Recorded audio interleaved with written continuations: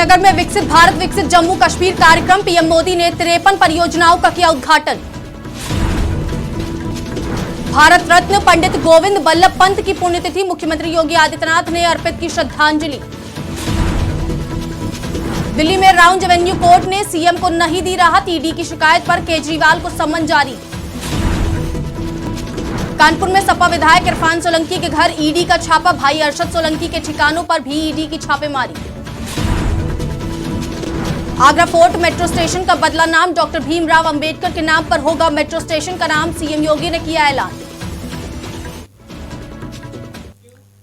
नमस्कार, मैं हूं आपके साथ मोहिनी त्रिपाठी और आप देख रहे हैं आज की खबर। वक्त हो गया देश दुनिया की तमाम बड़ी खबरों से रूबरू होने का, जहां प्रधानमंत्री नरेंद्र मोदी ने विकसित भारत विकसित जम्मू कश्मीर कार्यक्रम में 6400 करोड़ रुपए की लागत से 53 परियोजनाओं का उद्घाटन किया। इस दौरान पीएम मोदी ने कहा, जम्मू कश्मीर में परिवारवाद और भ्रष्टाचार का बहुत बड़ा शिकार जम्मू कश्मीर बैंक रही है। यहाँ की पिछली सरकारों ने हमारे जम्मू कश्मीर बैंक को बर्बाद करने में कोई कसर नहीं छोड़ी थी। इन परिवारवादियों के अपने रिश्तेदारों और भतीजों से बैंक भर कर बैंक को बर्बाद कर दिया है।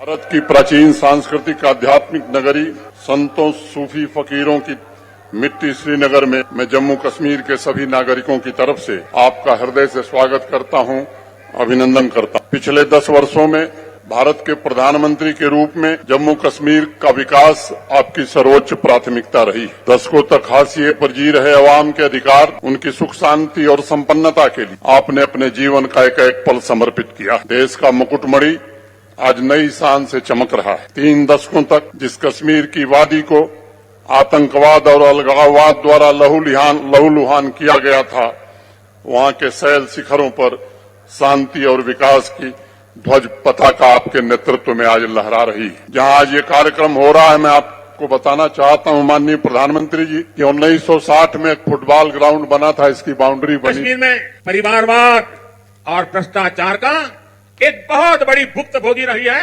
हमारी जे.एंड.के बैंक।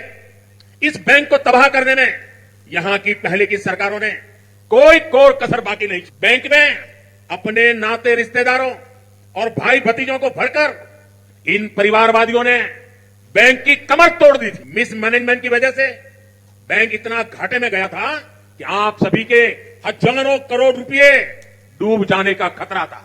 कश्मीर के गरीब आदमी का पैसा था, मेहनत कश इंसान का पैसा था, आप मेरे भाई बहनों का पैसा था, वो डूबने जा रहा था। जे.एंड.के बैंक को बचाने के लिए हमारी सरकार ने एक के बाद एक रिफॉर्म किए। बैंक को 1000 करोड़ रुपए की मदद देना भी तय किया। जे.एंड.के बैंक में जो गलत तरीके से भर्तियां हुई थी, उनके खिलाफ भी हमने सख्त कार्रवाई की।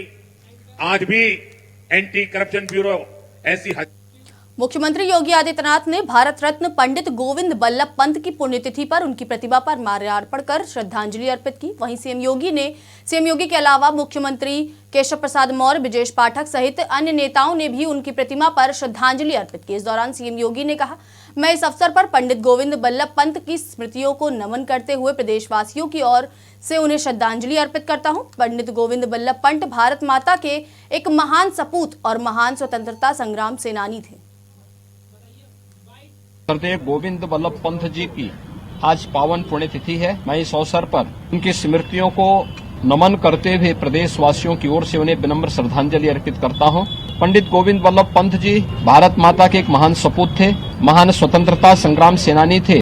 गांधी जी के देश की आजादी के लिए समय समय पर चलाए गए आंदोलनों में उन्होंने अग्रणी भूमिका निर्वहन करने के लिए आजादी के आंदोलन में वे कूद पड़े थे। 24 जनवरी 1950 को उत्तर प्रदेश के पुनर्गठन के साथ उत्तर प्रदेश के प्रथम मुख्यमंत्री के रूप में उन्होंने उत्तर प्रदेश की व्यवस्था को सुचारू रूप से आगे बढ़ाने का महत्वपूर्ण दायित्व का निर्वहन किया। प्रथम आम चुनाव के बाद बनी सरकार में प्रदेश के मुख्यमंत्री का दायित्व का निर्वहन उन्होंने किया। इससे पहले भी 1937 में संयुक्त प्रांत के मुख्यमंत्री के रूप में भी उन्होंने अपनी अमूल्य सेवाएं प्रदेशवासियों को देते हुए आजादी के आंदोलन में अपनी सक्रिय भूमिका को बना।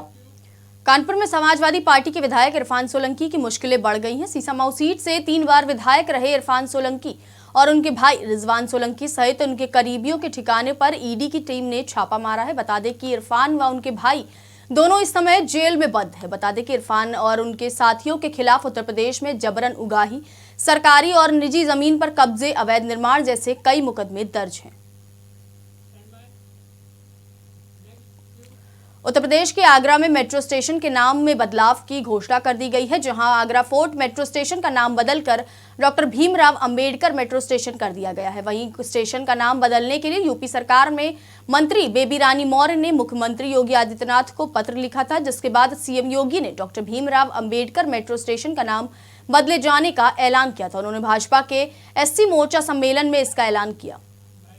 तो उत्तर प्रदेश के अंदर हम लोगों ने तय किया है, प्रधानमंत्री मोदी जी की प्रेरणा थी, पहले से तय कर रखा है। अनुसूचित जाति से चुने हुए जितने भी हमारे छात्र हैं, स्कॉलरशिप की राशि 2016 की तुलना में दुगनी की जा चुकी है। उत्तर प्रदेश के अंदर जहां पे जो गरीब बसा होगा, अगर वह आरक्षित श्रेणी की भूमि नहीं, उस जमीन का मालिकाना अधिकार, उसका पट्टा उसके नाम पर वहीं पर करके उसको आवास की सुविधा से आच्छादन करने का काम भी किया जा रहा है। और अगर आरक्षित श्रेणी की भूमि है तो पहले उसको भूमि आरक्षित पट्टा दिया जाएगा, कब्जा करवाया जाएगा, आवास उपलब्ध करवाया जाएगा, तब फिर उनको यहां से पुनर्वास की व्यवस्था होगी। तो इतिहास में दर्ज है कि कांग्रेस पार्टी के शासकों ने कहा कि नहीं, यहां पर हमारे लिए संसद में भीमराव अंबेडकर की चित्र लगने के लिए जगह की कमी। ये जब जनता दल की सरकार आई तब जाकर के काम हुआ। यही नहीं, मरणोपरांत भीमराव अंबेडकर जी को भारत रत्न भी नहीं दिया गया।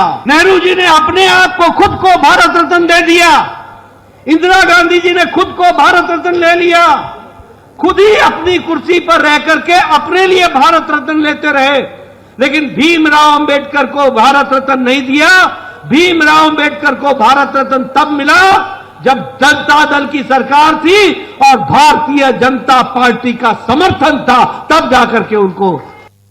राउंड रेवेन्यू कोर्ट से कथित दिल्ली शराब नीति मामले में, मनी लॉन्ड्रिंग मामले में दिल्ली के सीएम को राहत नहीं मिली। जहां ईडी की दूसरी शिकायत पर अदालत ने दिल्ली के मुख्यमंत्री अरविंद केजरीवाल को नया समन जारी किया है। वहीं इससे पहले प्रवर्तन निदेशालय ने सीएम की ओर से लगातार समन का पालन नहीं करने की शिकायत की थी, जिसके बाद ईडी की शिकायत पर सुनवाई के बाद दिल्ली की अदालत ने इस मामले में सीएम अरविंद केजरीवाल को 16 मार्च 2024 को अदालत में पेश होने का आदेश दिया।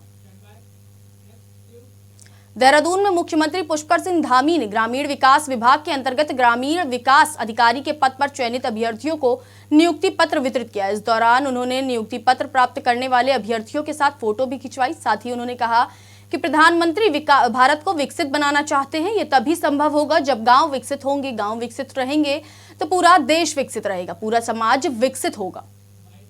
वो विकसित भारत बनाना चाहते हैं। अभी आप ही सब लोगों के इसी डिपार्टमेंट में विकसित भारत संकल्प यात्रा चली थी, गांव गांव, और आज देखिए आप किस प्रकार से देश के अंदर परिवर्तन हुआ है।